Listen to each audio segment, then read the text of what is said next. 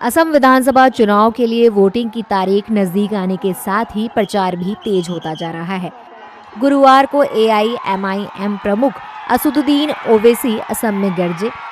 ओवैसी ने राज्य में बदरुद्दीन अजमल की अगुवाई वाले AIUDF के लिए प्रचार किया और नागांव व मोरीगांव में सभाएं की।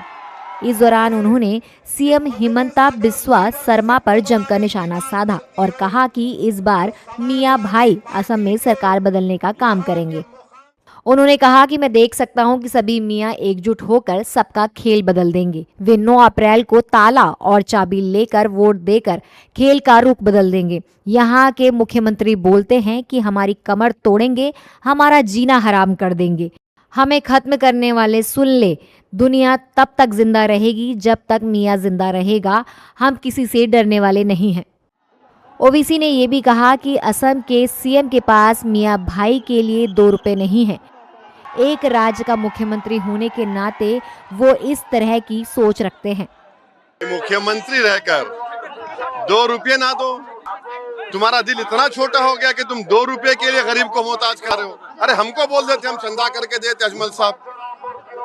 2 रुपये के लिए इतना आप में नफरत है मियां लोगों के ताल्लुक से। आप तो मुख्यमंत्री है, संविधान के ऊपर आपने ओथ लिया है, जमीन तंग कर देंगे, हड्डी तोड़ देंगे। अरे आप एक चीफ मिनिस्टर हैं, इस तरह बात करते हैं कोई।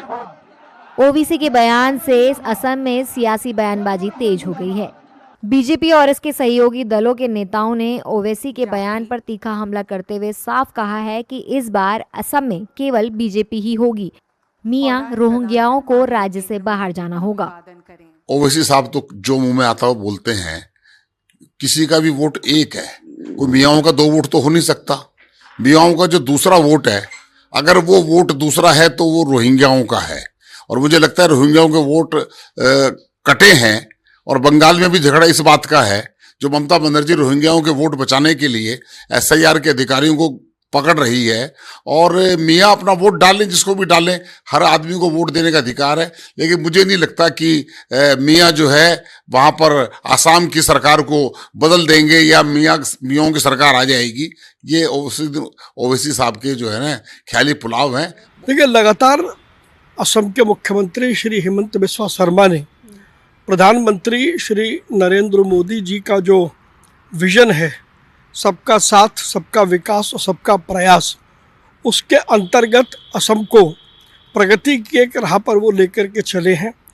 और अपने कामों के आधार पर इस बार फिर एक बार भारतीय जनता पार्टी की सरकार विराट बहुमत से असम में भी बनेगी। देखिए, AIMM और जो AIDUF है, दोनों साथ मिलकर वहाँ चुनाव लड़ रहे हैं असम में। और हम मानते हैं ये सांपनाथ और नागनाथ का मिलन है। दोनों मुस्लिम तुष्टिकरण के लिए जाने जाते हैं, ध्रुवीकरण के लिए जाते हैं। और असम में जब भी हम मियाँ मुसलमान की बात करते हैं तो वहाँ की स्थानीय भाषा में इसका तात्पर्य रोहिंग्या घुसपैठिए मुसलमानों से होता है, बांग्लादेशी घुसपैठिए मुसलमान से होता है।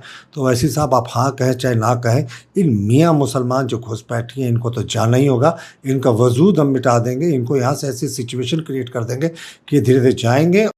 हालांकि विपक्षी दलों के नेताओं ने ओवैसी पर बीजेपी के साथ मिलीभगत करने का आरोप लगाया है।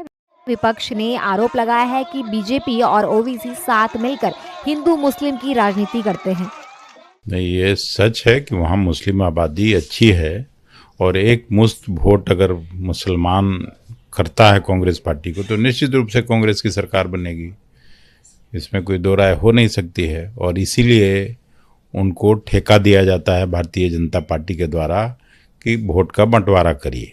भारतीय जनता पार्टी के साथ मिल करके ओवैसी नफरत की राजनीति को बढ़ा रहे हैं।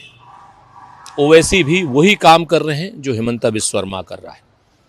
बदरुद्दीन अजमल के साथ मिल करके वो भी हिंदू मुसलमान की राजनीति को बढ़ा रहा है। असम की जनता इनको सक्सेस नहीं होने देगी। एक मियाँ की बात करता है, दूसरा हिंदू की बात करता है। एक दूसरे से जुड़े हुए लोग हैं, एक दूसरे से पैसा पाते हैं, एक दूसरे से ऊर्जा पाते हैं, एक दूसरे को सहयोग करते हैं। हमारा आरोप है कि अब भारतीय जनता पार्टी को ओवैसी को अपनी पार्टी में ले लेना चाहिए।